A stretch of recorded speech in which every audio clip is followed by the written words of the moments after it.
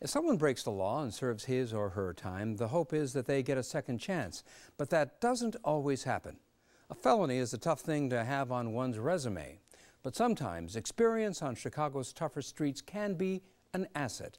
This next story is about a Chicago man who got a second chance after prison and has made it work, not only for himself, but for the community he scarred 22 years ago. Here's Jay Shefsky. The people in this room are all trying to put some part of the past behind them. They're here to learn about a service that transforms old tattoos into new ones. And whether they have the name of an old abusive boyfriend or a gang tattoo, everyone is looking to rebuild their lives. But one man looks like he's already made it. Well, I'm an executive director to a nonprofit agency in Pilsen and Little Village. I run a homeless shelter for men, women, and children.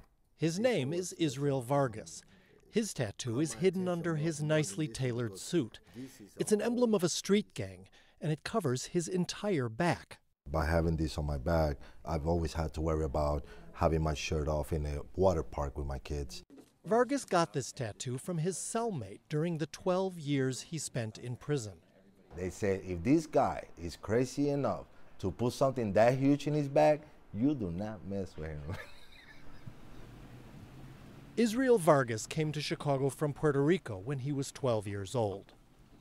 I come from a family where in Puerto Rico, we went to church every Sunday, very Catholic. I was an altar boy, and then all of a sudden, it was me hanging on the corner until late nights, picking fights.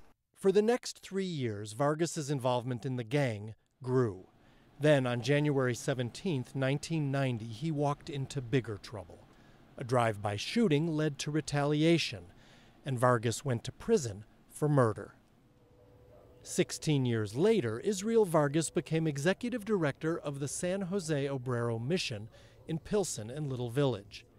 He oversees 18 employees, a $1 million budget, and 2 homeless shelters for men, women, and children. Our job is to take them out of the street one by one, put them in a safe place, help them with their barriers, and eventually get them to become self-sufficient.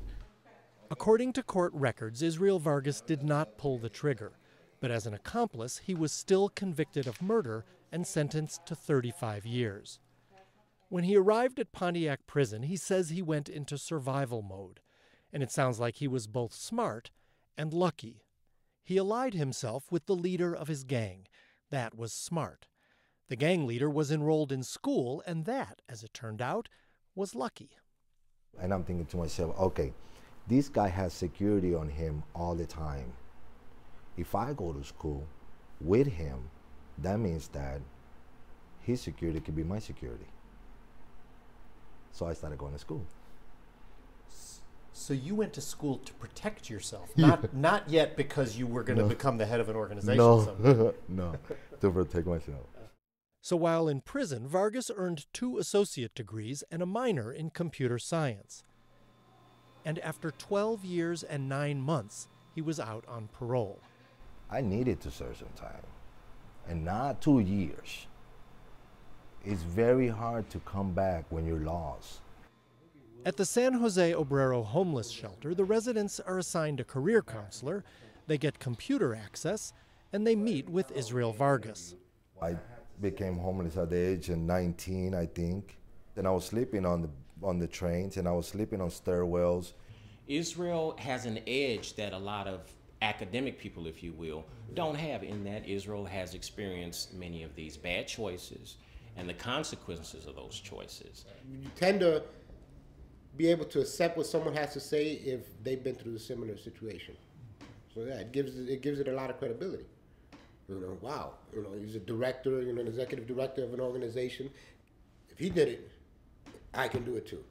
And when I came out, I had 4 goals: to establish a family, to engage in a career, to continue my education, and to buy a house. That was 2002. 3 years later, he had met all those goals.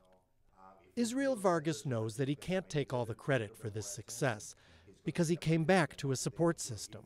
He stayed with his mom for a while, and his brother helped him get his first job. And he knows, and he sees every day, that not everyone has that kind of support.